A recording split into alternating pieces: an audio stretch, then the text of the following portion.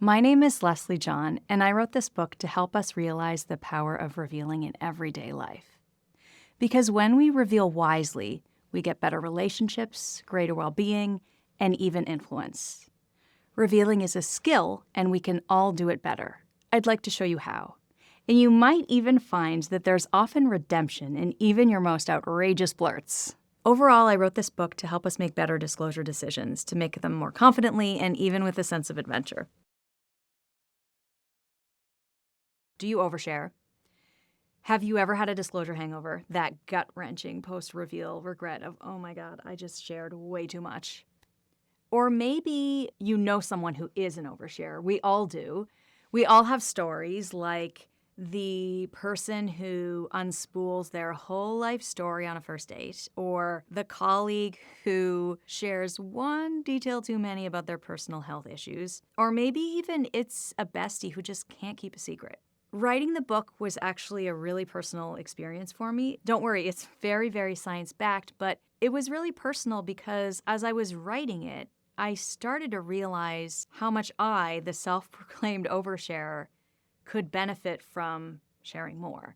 Because I realized that sharing embarrassing, funny stories is actually kind of a pastime of mine. But when it comes to the really deep stuff, the stuff that really moves the needle in relationships and well-being, I was actually kind of underperforming. And I'm an overperformer or an overachiever aspiring. So this was a big issue for me. So I'd like to share with you the 5 key insights from my book.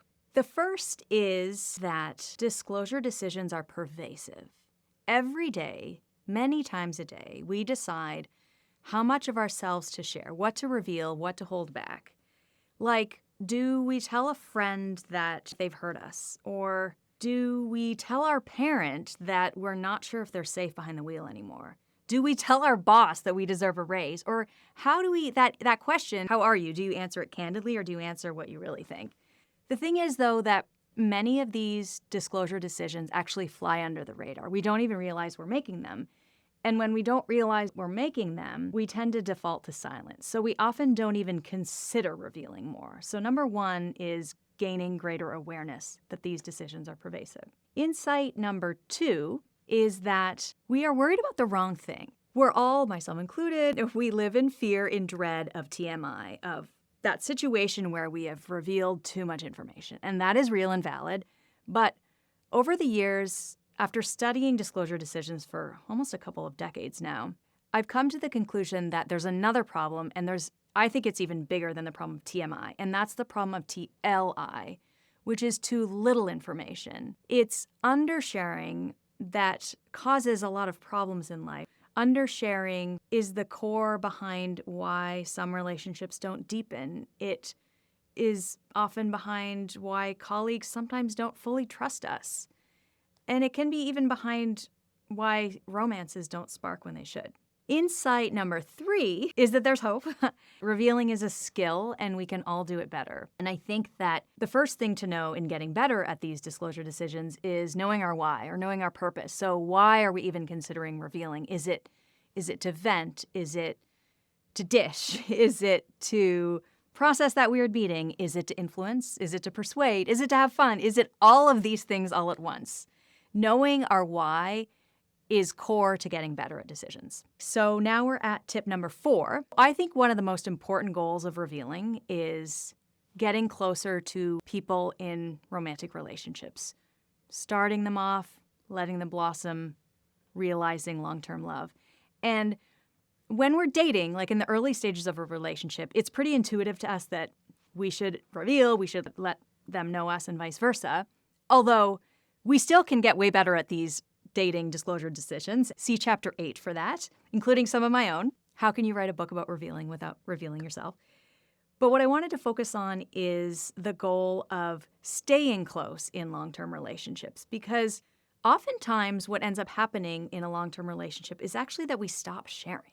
We stop opening up to each other. And that's because over time, yes, we do gain more understanding of our partners. We're better at understanding their thoughts and feelings. But the problem is that our confidence that we know them outpaces our actual understanding of them. And that's where the real problem begins, right? Because If we think we understand them better than we do and vice versa, we stop asking and we stop sharing.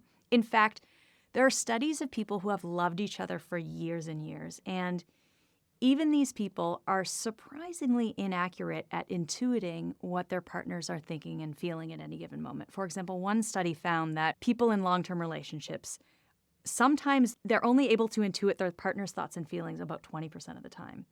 But the thing is, we can get way better at this. We can solve this problem, and that's, of course, by opening up, by sharing, by revealing, by asking our partners, by keeping that mutual curiosity alive. And now for tip number 5, that is influence. So revealing wisely can gain us influence.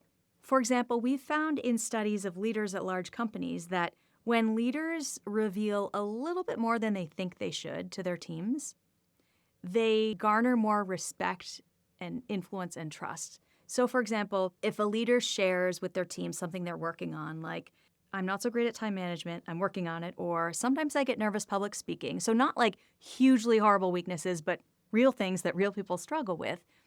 That doesn't actually undermine their authority or credibility. We found that it actually strengthens it because people can relate to people who have real problems.